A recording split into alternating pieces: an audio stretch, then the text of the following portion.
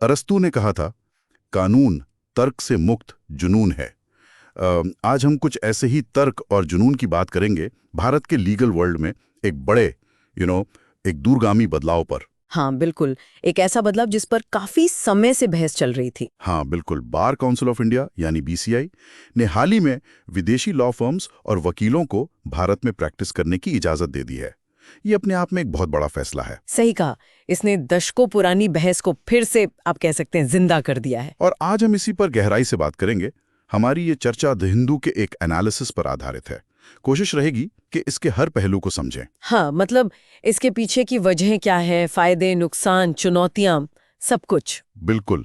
और ये UPSC aspirants के लिए तो खास तौर पे जरूरी हो सकता है, और जो लोग भी कानून या बिजनेस में रुचि रखते हैं उनके लिए भी। हाँ जी। तो चलिए शुरू करते हैं। सबसे पहले ये नए नियम हैं क्या, मतलब क्या करने की इजाजत मिली है और क्या नहीं। हाँ, तो देखिए, बीसीआई ने मई 2024 में ये नियम औपचारिक रूप से नोटिफाई किए। बेसिकली ये भारतीय कानूनी सेवा क्षेत्र को ग्लोबली खोलने की तरफ एक कदम है। ओके। लेकिन हाँ, ये ध्यान रखना जरूरी है कि ये दरवाजा पूरी तरह नहीं खोला गया है। कुछ शर्तें हैं। अच्छा, क्या शर्तें हैं? सबसे अहम शर्त ये है, मतलब कि विदेशी वकील और फर्म्स जो हैं वो सिर्फ नॉन लिटिजियस यानी गैर मुकदमेबाजी वाले मामलों में ही काम कर पाएंगी। गैर मुकदमेबाजी मतलब जैसे कोर्ट वाला काम नहीं? हाँ बिल्कुल, कोर्ट केस वगैरह नहीं लड़ सकते। वो विदेशी कानूनों पर सलाह दे सकते हैं। इंटरनेशनल एमएनए यानी विलय अधिग्रहण, कॉन्ट्रैक्ट ड्राफ्टिंग या फिर इंटेलेक्चुअल प्रॉपर्टी जैसे मामले देख सकते हैं। अच्छा। और हाँ, इंटरनेशनल आर्बिट्रेशन मतलब अंतर्राष्ट्रीय मध्यस्थता वो भी संभाल सकते हैं, पर उसमें शर्त है कि कम से कम एक पार्टी विदेशी होनी चाहिए। ओके, तो भारतीय अदालतों में नो एंट्री? बिल्कुल नहीं। और एक बात और सुन रहे थे, ये पारस्परिकता वाली रेसिप्रोसिटी जिसे कहते हैं, वो क्या है? हाँ, रेसिप्रोसिटी ये भी एक बड़ी शर्त है। इसका मतलब है कि ये नियम सिर्फ उन्हीं देशों के वकीलों पर लागू होंगे जिनके देश हमारे भारतीय वकीलों और लॉ फर्म्स को अपने यहाँ प्रैक्टिस करने का बराबर मौका देते हों। सुनने में तो ये ठीक लगता है, पर क्या ये प्रैक्टिकल है? मतलब क्या सच में हमारे वकीलों को यूके यूएस में आसानी से मौके मिलते हैं? देखिए, यहीं पर एक बड़ा सवाल उठता है। आलोचक यही कह रहे हैं कि अमेरिका हो या यूके, वहाँ भारतीय वकीलों के लिए राह आसान नहीं है। वहाँ के बार एग्जाम पास करना या अपनी इंडियन लॉ डिग्री को मान्यता दिलाना, ये सब काफी मुश्किल प्रक्रियाएं हैं। तो ये रेसिप्रोसिटी जमीन पर कितनी उतरेगी, ये देखने वाली बात होगी। कहीं ये वन वे ट्रैफिक ना बन जाए। हाँ बिल्कुल, ये एक चिंता है। अच्छा, ये फैसला क्या अचानक आ गया, या इसका कोई बैकग्राउंड, कोई हिस्ट्री रही है? वही नहीं, अचानक बिल्कुल नहीं। इसका तो एक लंबा और काफी विवादों वाला इतिहास रहा है। आपको याद होगा साल 2000 के आसपास जब ऐसी कोशिश हुई थी। हाँ, काफी विरोध हुआ था शायद। बहुत ज्यादा, करीब 40,000 वकीलों ने पार्लियामेंट तक मार्च किया था इसके खिलाफ। फिर 2018 में सुप्रीम कोर्ट का एक अहम फैसला आया था, AK बालाजी बनाम भारत सरकार केस में। अच्छा, क्या कहा था कोर्ट ने? कोर्ट ने साफ कहा था कि एडवोकेट्स एक्ट 1961, जो हमारा मेन कानून है वकीलों के लिए, उसमें बदलाव किए बिना विदेशी वकीलों को भारत में प्रैक्टिस की इजाजत नहीं दी जा सकती, चाहे वो लिटिगेशन हो या नॉन लिटिगेशन। ओ, तो मतलब कानून में बदलाव जरूरी है। हाँ। तो फिर ये जो नए नियम बीसीआई ने निकाले हैं, क्या ये उस फैसले के हिसाब से हैं या वकीलों की चिंताएं दूर हुई हैं? यहीं पर तो असली पेच है। जो लोग इसकी आलोचना कर रहे हैं उनका मेन पॉइंट यही है कि ये अधिसूचना सुप्रीम कोर्ट के 2018 के फैसले की मूल भावना के खिलाफ जा सकती है। अच्छा। उनका तर्क है कि बीसीआई के नियम संसद द्वारा बनाए गए कानून यानी एडवोकेट्स एक्ट को ओवरराइड नहीं कर सकते। इसे कुछ लोग नई बोतल में पुरानी शराब भी कह रहे हैं। मतलब 2023 में भी ऐसी कोशिश हुई थी जो सफल नहीं हुई, और अब फिर से नियमों के लस्ते इसे लाने की कोशिश है बिना कानूनी आधार को मजबूत किए। हाँ, ये तो गंभीर बात है, पर फिर भी सरकार या बीसीआई ने ये कदम उठाया है तो कुछ फायदे भी सोचे होंगे। क्या पॉजिटिव्स गिनाए जा रहे हैं? हाँ बिल्कुल, फायदे भी कई बताए जा रहे हैं। सबसे पहला तो ये कि इससे भारत में फॉरेन इन्वेस्टमेंट यानी विदेशी निवेश को बढ़ावा मिल सकता है। वो कैसे?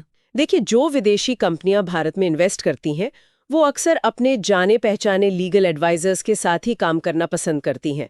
अगर वो फर्में यहाँ होंगी तो शायद निवेश करना और आसान लगे। ओके, ये एक पॉइंट है। और दूसरा, हमारी जो इंडियन लॉ फर्म्स हैं उन्हें ग्लोबल लेवल की एक्सपर्टीज, नई टेक्नोलॉजी, काम करने के नए तरीके, ये सब सीखने को मिलेगा।